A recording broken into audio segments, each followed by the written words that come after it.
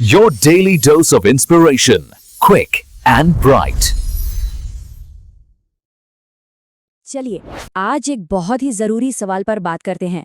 जल्दी बचत शुरू करना किसी की भी आर्थिक जिंदगी को कैसे पूरी तरह से बदल सकता है। यह सिर्फ पैसों की बात नहीं है, बल्कि ये है समय की असली ताकत को समझने की बात। तो आइए इस चीज को जरा गहराई से समझते हैं। हम इस पूरी बातचीत की शुरुआत एक सीधे से सवाल से करते हैं। अगर बचत शुरू करने में सिर्फ 10 साल की देरी हो जाए तो उसकी असली कीमत क्या चुकानी पड़ती है? ये एक ऐसा सवाल है जिसका जवाब शायद चौंका दे, और आज हम इसी पहेली को सुलझाने वाले हैं। अब देखिए, ज्यादातर लोगों को लगता है कि बचत ना कर पाने की सबसे बड़ी वजह है कम आमदनी, लेकिन सच कहूं तो असली रुकावट कुछ और ही है। ये वो एक सोच है कि अरे अभी तो बहुत टाइम है, बाद में देख लेंगे। बस यही टालमटोल आर्थिक तौर पर सबसे महंगा धोखा है। तो जल्दी शुरू करने में ऐसा क्या खास है?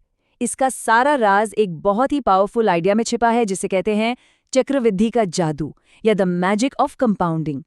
चलिए देखते हैं कि ये फाइनेंशियल सुपर पावर आखिर काम कैसे करती है और कैसे ये वक्त के साथ पैसों को कई गुना बढ़ा देती है। तो ये चक्रवृद्धि ब्याज यानी कंपाउंड इंटरेस्ट होता क्या है? एकदम आसान भाषा में समझें तो ये है ब्याज पर ब्याज कमाना। मतलब आपको सिर्फ अपने असली पैसों पर ब्याज नहीं मिलता, बल्कि जो ब्याज आप कमा चुके हैं उस पर भी ब्याज मिलता है, और यहीं से सारा खेल शुरू होता है। इसे ना स्नोबॉल इफेक्ट की तरह सोचिए। जैसे एक छोटा सा बर्फ का गोला जब पहाड़ी से लुढ़कता है तो वो अपने साथ और बर्फ लपेटता जाता है और देखते ही देखते बहुत बड़ा हो जाता है। बिल्कुल वैसे ही आपका पैसा ब्याज कमाता है। वो ब्याज आपके असली पैसे में जुड़ जाता है और फिर ये बड़ी रकम और भी ज्यादा ब्याज कमाती है। ये सिलसिला चलता रहता है और वक्त के साथ इसकी रफ्तार तेज और तेज होती जाती है। तो ये चक्रवृद्धि का जादू सुनने में तो बड़ा अच्छा लगता है ना, लेकिन असल जिंदगी में इसका असर कैसा दिखता है? इसे समझने का सबसे अच्छा तरीका है एक कहानी। आइए दो बचत करने वालों की कहानी सुनते हैं, जो हमें दिखाएगी कि समय का ये खेल असल में कितना बड़ा फर्क पैदा करता है। तो हमारी कहानी में दो लोग हैं। सेवर ए, जो 25 साल की उम्र से ही बचत शुरू कर देता है, और दूसरा है सेवर बी, जो 35 की उम्र में शुरू करता है। अब यहाँ एक बात पर ध्यान दीजिए। दोनों हर साल बिल्कुल बराबर रकम यानी $5000 बचाते हैं, और दोनों को अपने निवेश पर 8% का ही सालाना रिटर्न मिलता है। मतलब सब कुछ एक जैसा है, सिवाय शुरुआत करने के 10 साल के फर्क के। और नतीजा वाकई दिलचस्प है। जब तक सेवर बी 35 साल की उम्र में अपनी पहली बचत करता है, तब तक सेवर ए के पास पहले से ही लगभग $99,000 जमा हो चुके होते हैं। सोचिए, सेवर बी ने तो बस शुरुआत ही की है और सेवर ए पहले ही लगभग $1,00,000 की बढ़त ले चुका है। ये है 10 साल जल्दी शुरू करने का कमाल। चलिए कहानी में थोड़ा और आगे चलते हैं। जब दोनों 50 साल के होते हैं, सेवर ए के पास अब करीब $4,57,000 हैं, जबकि सेवर बी के पास सिर्फ $2,08,000। अब देखिए, दोनों के बीच का फासला दोगुने से भी ज्यादा हो चुका है। क्यों? क्योंकि सेवर ए के पैसों को बढ़ने के लिए पूरे 10 साल ज्यादा मिले। और अब रिटायरमेंट पर आखिरी नतीजा देखते हैं।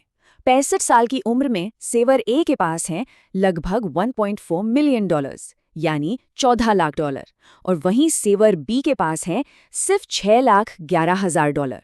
फर्क आधे से भी ज्यादा का है। ये नतीजा सच में चौंकाने वाला है। तो 10 साल इंतजार करने की असली कीमत क्या हुई? लगभग $7,89,000।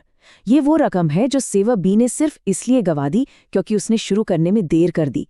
ये चक्रवृद्धि की ताकत और समय की कीमत का एक जबरदस्त उदाहरण है। लेकिन रुकिए, इस कहानी का मकसद डराना नहीं है, बल्कि प्रेरित करना है। ये हमें सिखाती है कि कैसे छोटे छोटे सही कदम उठाकर भी कितना बड़ा असर पैदा किया जा सकता है। ये किस्मत का नहीं, बल्कि एक सही प्रक्रिया का खेल है। तो सबसे अहम बात क्या है? वो ये है कि बड़ी रकम से शुरू करने से ज्यादा जरूरी है बस शुरू करना। चाहे छोटी सी रकम से ही क्यों ना हो, समय अपना काम करेगा और उसे बड़ा बना देगा। तो आज ही कैसे शुरू किया जाए? यहाँ कुछ बहुत ही आसान से कदम है।